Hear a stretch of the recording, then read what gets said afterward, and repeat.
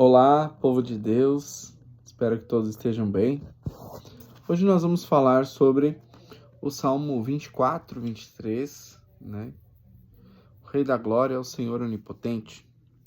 É o Salmo do próximo domingo, quarto domingo do tempo comum, tá bom? Este é o Salmo que nós temos em estudo dessa semana.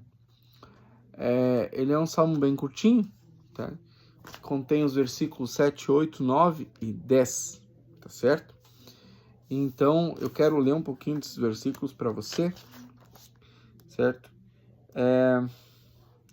Portas elevem seus frontões, eleve-se portais antigos, pois vai entrar o Rei da Glória. Quem é esse Rei da Glória?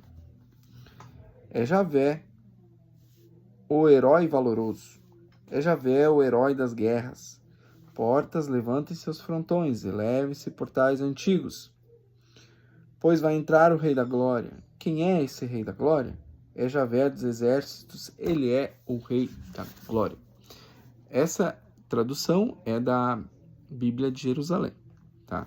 Provavelmente a tradução Vulgata, né, ela seja um pouquinho diferente as palavras, mas o sentido é o mesmo. É a versão que a gente usa para o estudo, tá certo? Então vamos lá. Então, o que é esse salmo? Esse salmo é uma liturgia, tá? É uma liturgia, assim como o Salmo 15. Isso, assim como o Salmo 15 e o 134, tá? É a liturgia da procissão da Arca da Aliança. Ele traz uma visão e uma recordação de que naquela época já existiam procissões, tá? Sobre a Arca da Aliança, tá bom?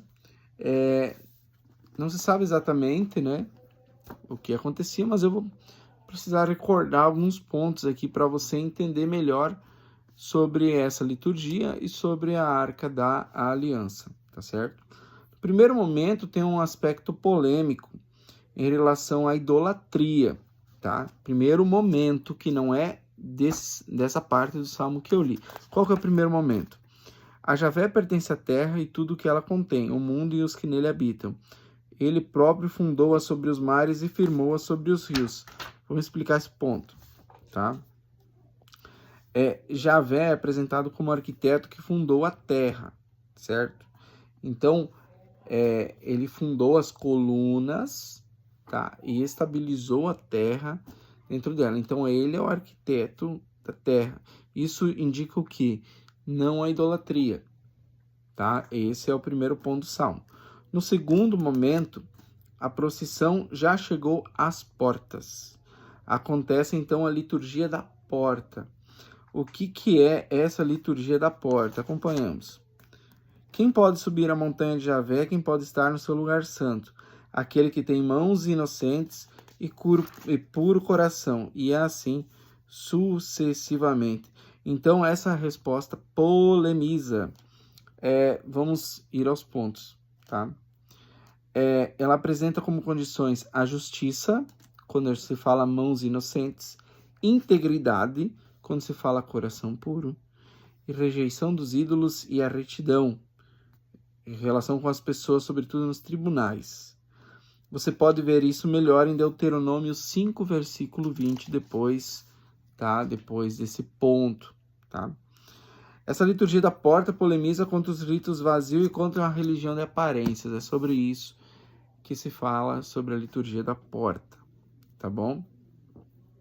O segundo momento termina com uma afirmação solene, buscar a face de Deus, de Jacó e cumprir tudo isso.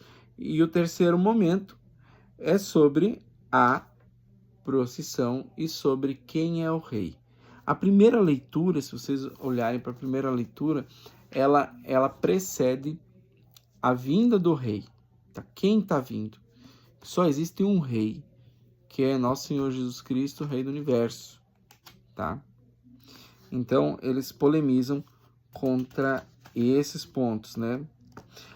No primeiro, falando dos pontos agora, para nós entendermos o rosto de Deus em tudo isso que a gente está falando.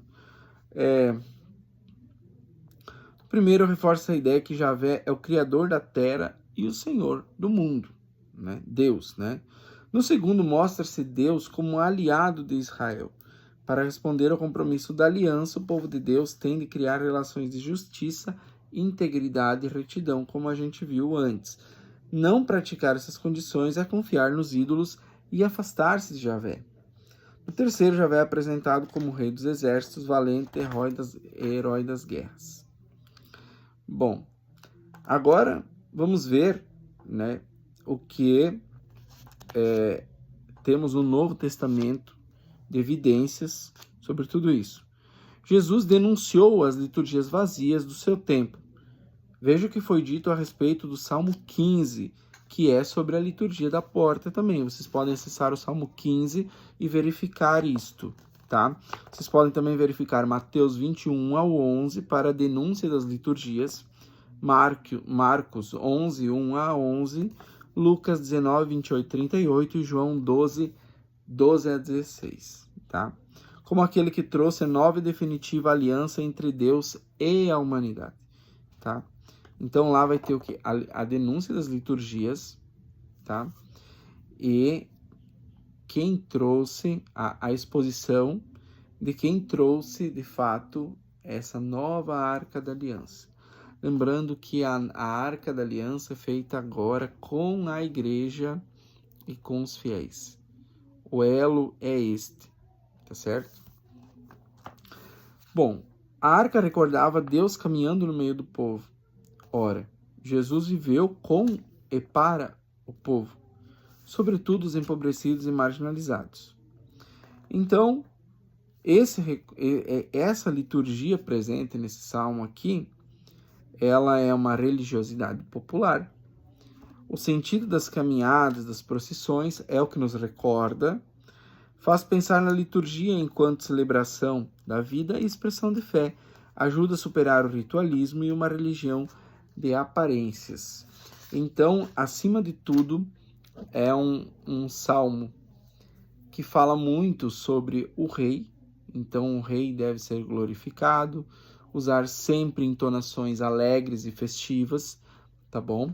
Não utilizar entonações muito para baixo, tons muito graves, tá? Tanto masculino quanto femininos, tá? Tá bom? E logo mais aí eu vou postar para vocês a melodia sugerida para o salmo dessa semana. Um grande abraço, espero que vocês tenham compreendido a ação do salmo dessa semana, né? Da quarta semana no tempo comum, né? Quarto domingo no tempo comum.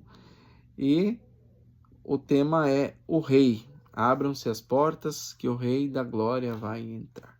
Um grande abraço, fiquem com Deus e até mais.